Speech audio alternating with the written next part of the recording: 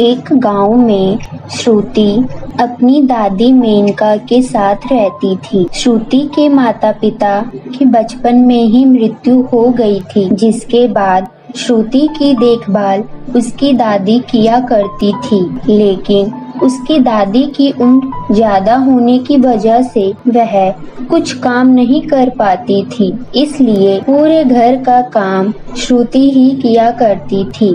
श्रुति ready पर अपने cosmetics के सामान जैसे बिंदी, लिपस्टिक आदि बेचा करती थी। वह सुबह से ही अपनी रेडी लेकर पूरे गांव में बेचने के लिए घूमा करती थी और शाम तक जो भी पैसे मिलते थे वो अपनी दादी के पास दे देती थी।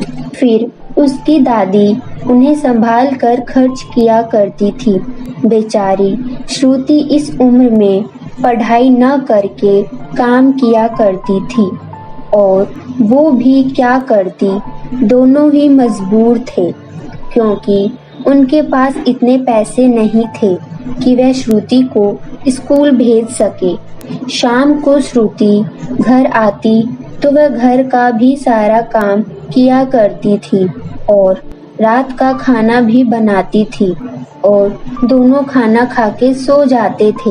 एक दिन मेनका की तबीयत बहुत ज्यादा खराब हो जाती है।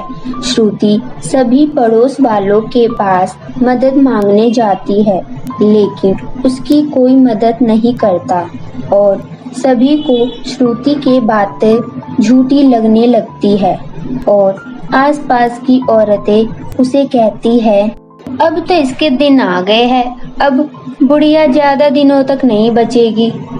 हाँ बहन, तुम बोलो तो सही रही हो, और श्रुति को भी घर का काम करना पड़ता है और अगर बुढ़िया चली जाएगी तो श्रुति को काम भी कम करना पड़ेगा। ये सारी बातें श्रुति सुन लेती है और उन दोनों को कहती है, आंटी जी, अगर आप किसी का अच्छा नहीं सोच सकती हैं तो किसी का बुरा भी तो मत सोचो। आपको शर्म नहीं आती? मेरी दादी के बारे में कैसी बातें कर रही हैं। अरे अरे, देखना कैसी बोली जा रही है। जाते जाते इसके माँ बाप इसे थोड़ी तमीज सिखा जाते।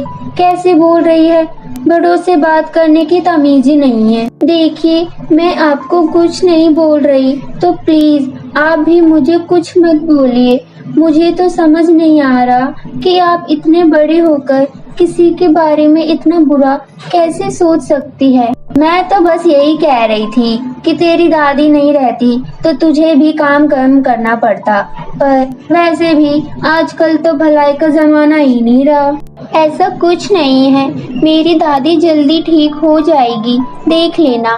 और आज के बाद मेरी दादी के बारे में ऐसा कुछ मत बोलना।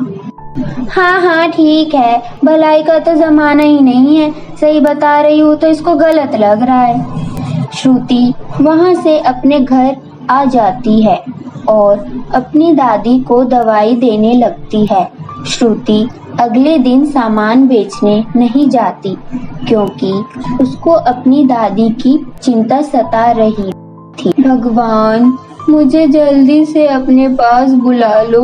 मैं नहीं चाहती कि मेरी वजह से मेरी पोती को कोई भी परेशानी महसूस हो। अरे दादी, आप कैसी बातें कर रही हो? आपको तो पता है ना, आपके अलावा मेरा इस दुनिया में कोई भी नहीं है। अरे अगर आप भी ऐसी बातें करेंगी तो मेरा क्या होगा दादी? मैंने तो बचपन से ही आपको अपनी माँ और पिता माना है। देख लेना, आप जल्दी ही ठीक हो जाओगी। कैसे बेटी, ना हमारी कोई मदद कर रहा है और घर में भी इतना कुछ नहीं है। एक तो घर भी छोटा है और हमारे पास इतने पैसे भी नहीं हैं। हम क्या करेंगे? अपनी दादी की बातें सुनकर श्रुति उदास हो जाती है और सोचने लगती है, काश थोड़े पैसे होते तो मैं अपने कॉस्मेटिक की एक दुकान खोल लेती। मैं रेडी पर सामान बेचने जाती हूँ, शायद इसलिए कोई भी मुझसे सामान नहीं खरीदता। यही समझकर कि मेरे सामान अच्छे नहीं होंगे। काश मेरा ये सपना पूरा हो जाए कि मेरी एक छोटी सी कॉस्मेटिक की दुकान होती, तो वहाँ पे बहुत सारे लोग खरीदने के लिए आते सामान, और मेरे पास पैसे भी आ जाते और मैं अपनी दादी का इलाज भी करवाकर खुशी खुशी शांति से अपना जीवन बिताती।